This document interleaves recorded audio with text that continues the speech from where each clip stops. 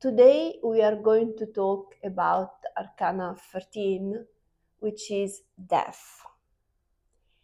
And it's not an easy energy to approach or to talk about. It's not easy because it means ending, it means release. Of course, it means also transformation and rebirth, because in any death there is a certain kind of change and also rebirthing, but it's mostly a card of ending. Ending that is more or less definitive, something that is ending and it will never come back in the same form. And when I see this card, I feel always very emotional, because this energy, this card helped me to let go of one of my dogs when it was a time for him to go. I did tarot because I didn't know what to do. I had to decide, um, to take him to the vet. And I got this card. I don't get this card very often. And I got this card once, and I just ignored it because I wasn't ready to deal with the death of my dog. I know it had to happen. I know it was happening anyway, but it was getting painful for him, and it was my responsibility to um, put an end to that, right? So I ignored it for a month. I don't remember now. And then I did another reading, and I got it again. And I remember that day or the day before or the day after, I went to the vet. So yes, this card also means physical death. Yeah, let's not deny that, right? It means, but it also means in most of cases, in a lot of cases, it means the death of something. Can be a relationship, can be a job, can be a company, can be a friendship, can be also, in lots of cases, a part of you. A part of you that needs to end in order for you to transform, in order for you to move forward, in order for you to become a new version, and maybe a better version than the one you were in the past. And so it's a card that it's a really deep energy, and I want to talk more about this because I think when I was thinking about this, yes, do I want to talk about the ending, the transformation? Yes, of course. Do I want to talk about the profound change that you go through when you have this card? Yes, of course. Do I want to talk about the grief? Because this card also means grieving something that ended, or also grieving something that is going to end. Like in my case, I was grieving my dog much earlier than the day he died. I was grieving my dog for months probably, and this card was always present. This energy was always present for all the time. So it's a very transitional moment, and it's very rarely comfortable. This card is not easy, it's not comfortable. This is not an easy energy. Um, and so it can arrive in different ways, can be a painful loss, right? For me, something that we are not ready to let go. Again, can arrive with grief, when you're grieving something that left or something that is going to leave. And sometimes in this card there is a little relief, especially if you made peace with the ending, if you know that this thing, okay, this is like, okay, I accept it, right? Or maybe this thing wasn't healthy for you, right? Maybe, I'm not talking about a person, no, I'm talking about, a relationship, an energy, ending of more something that is more energetical. Maybe this a job, right? Maybe this job wasn't healthy for you, and the end of this job, maybe you get fired, maybe you leave, but there is a kind of relief because it wasn't healthy, so it tends, but there is a little bit of relief. Or maybe for me the relief with my dog was that he was suffering and he stopped suffering. That's the thing that can also be, the relief is never sweet though, it's always very painful, full of grief. There is a little relief, but it's not the relief that you can feel with, for example, the Ten of Swords reversed, right? Where you feel that relief, because that's a more dramatic ending, and it's not very felt like the death. Death is kind of really emotional. In order to understand how emotional is death, I was looking in the tarot deck today to find the death cards of each, some of the tarot decks.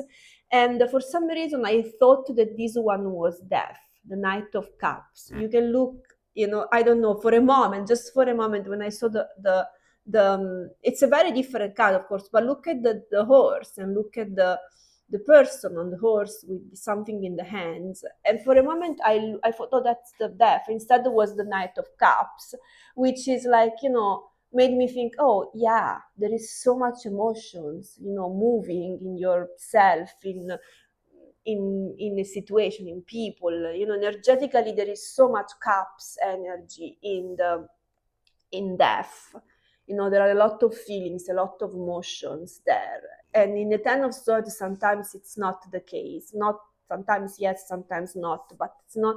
Instead, death always brings emotions and memories and love, and it's painful.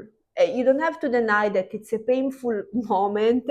It's a moment of loss, of grief, this one. And then some tarot deck, they put rebirth next to it or something similar. And yeah, it comes,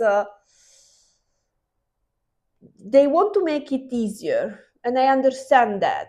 And again, the paradox of life is that nothing stays, right? Nothing stays. And yet nothing is lost. That's the paradox. Think about when something ends, it ends physical, right?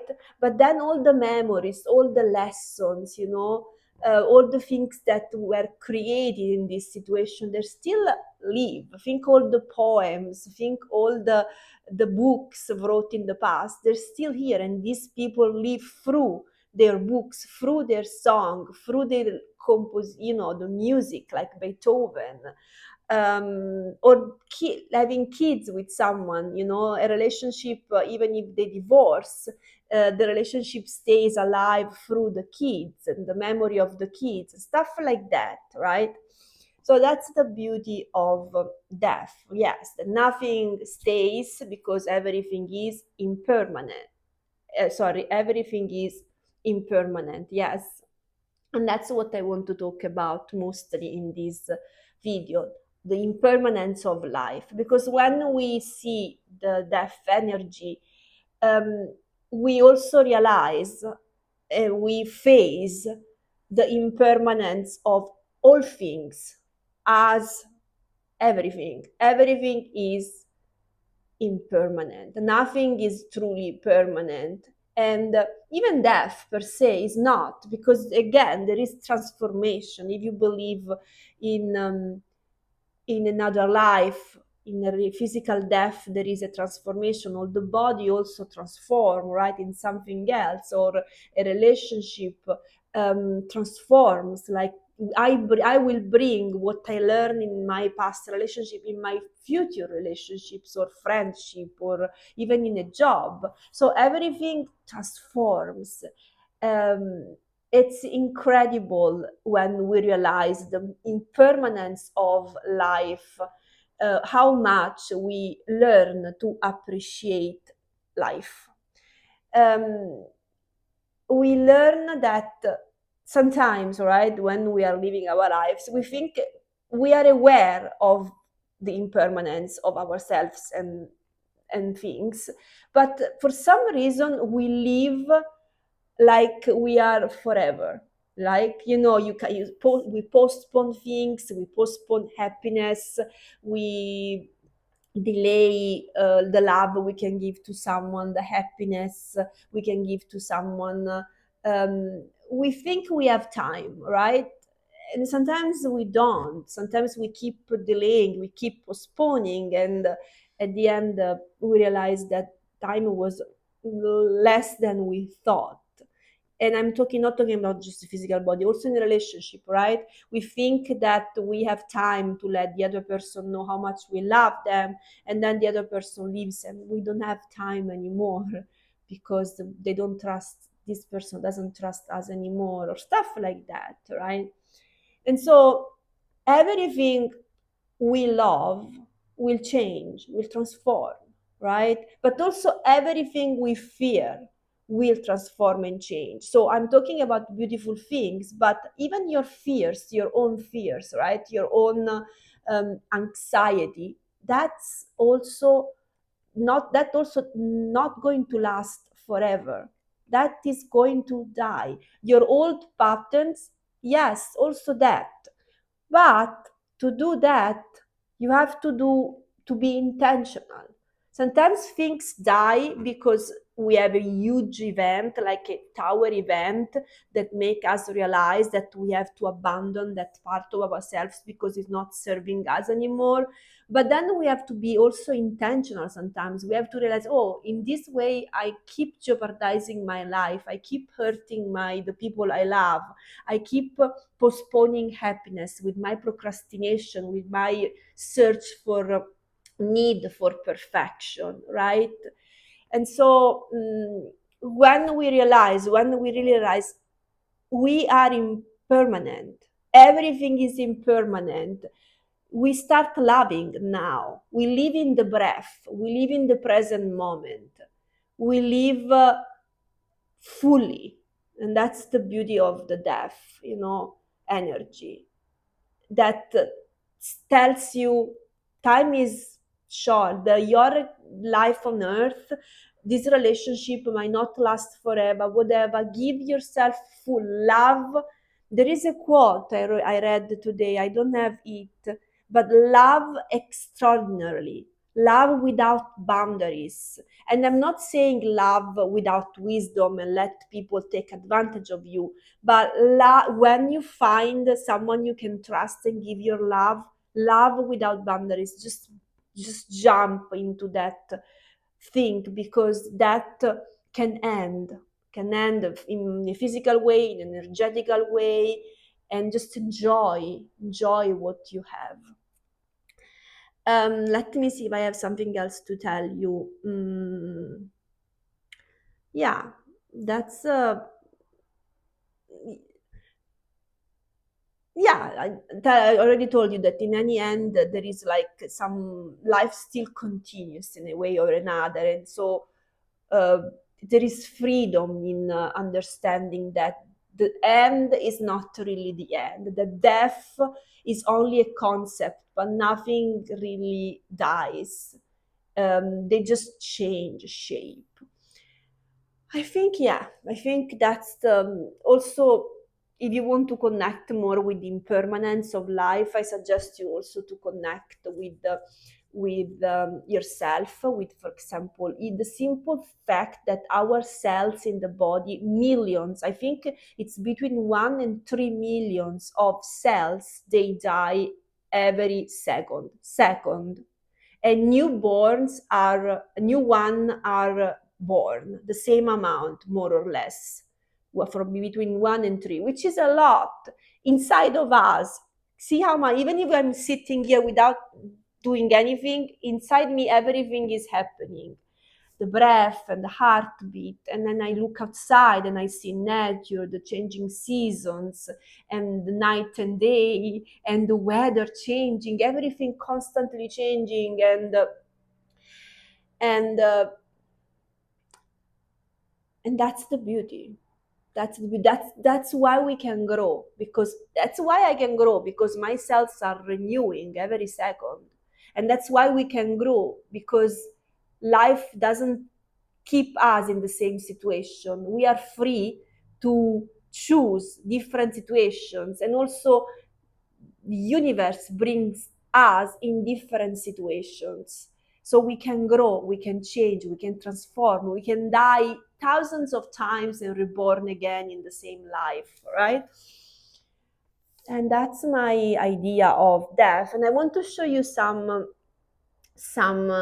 imagery. And please, if you have some idea, if you have some beautiful poem to share about death, some quotes or some your own opinion, just leave a comment. What else? Like, subscribe, just support me in any way possible so I can keep researching, I can keep doing something that I truly love, which is working with the light, being a light worker. And yeah, that. Okay. So this is from the Rider Tarot, right? Yes, the Rider Tarot deck. And this, I told you, this one for me is very similar to the King of Cups. A lot of emotions. You can see there is a lot of water too. Like there is like a waterfall, a lake. There is so much water, and there is this sun in the back that tells you that there is a new day. Even if this day is ending, there is a new day coming. So there is some kind of hope in that. Um, why I have the Queen of Wands? Random, totally. Okay, this one is extraordinary. I mean, this is like what I told you. Nothing stays, but nothing truly dies. Think about all the lessons you learn in a relationship, or the memory you have of in a friendship, and even this friendship ends because they move in another place, or because they die, or because something happened that there is a misunderstanding, but you still can have all the beauty within you of what was and what you learned, and see and bring this in the new chapter. And this is a very simple but very cold death. This is, I think, the death when you know something unhealthy is ending. I see this a little bit like the Queen of Swords, like very, you don't mess with me. I'm not accepting anymore this bullshit, right? And it's a very air element. It's less emotional, this death, and more practical and more like rational, very, very air energy. This one instead, I think it's very fiery. There is a fire, and I think this something can end. This is really like because we were a little bit too impulsive, you know, we were reckless, anything, also the physical body, the relationship, whatever, and things can end because we were keep hurting ourselves. Maybe we were driving too fast a car, right? I don't know. Maybe we were too impulsive with our words. We were hurting this person over and over, or someone was hurting us, and they were like some kind of destructive fire that made this death possible. And yes, a lot of destruction, a lot of pain. um, and I see this also like color of different aspect of a relationship or a situationship or a life of a person, like the emotions. This is more like the willpower. This is more no, this is more the willpower. This is more like the sexuality. Everything is dead. There is nothing left, and so that's the end. So this is a very beautiful, from the Fountain Tarot, beautiful representation of death. In this liminal space where you can see the connection with the other dimension, right? The connection with something that is more sacred and more unseen. It's very spiritual view of the death energy. There is this horse. Like it, I think this deck is extraordinary. It's really extraordinary. There is kind of this little, I see this as a little fog that is lowering. So in order for us to face death, to see that it's happening, but there is the fog. Maybe we couldn't see it before. This is just a naked, you know, when something die, you see the bones of something, and so you go to, maybe when something dies, you realize what was that. You know, you realize the quality of that relationship, the quality of that person. You see things that you weren't able to see before, that were hidden under the symbolically the skin and the meat, right? um yeah, that.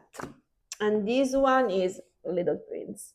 You know, I love the Little Prince. If you know me, I love the Little Prince book. If you didn't read the book, go read the book, buy the tarot deck because it's beautiful. And this is the end of the book. It's a spoiler, so if you are going to read the book, don't look the rest of the video.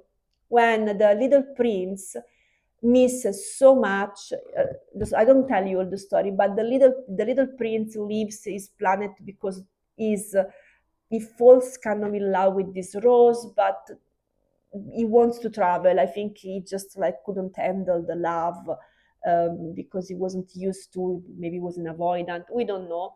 And then he goes on this travel. Blah, blah. At the end, he misses his rose so much that he wants to go back to his rose. And he meets. He doesn't know how to do because he doesn't have any, any. Um, anything to go there, to go back there. Is I think his airplane, whatever I was flying with, no, I was flying with birds, a flock of birds. Anyway, he can't go back. The only way to go back is or only one way that he finds to go back is getting bitten by a snake, like dying, right? To go back to his rose. Now, you can see that symbolically as the part of him that was avoidant, right? The part of him that couldn't love the rose is dying.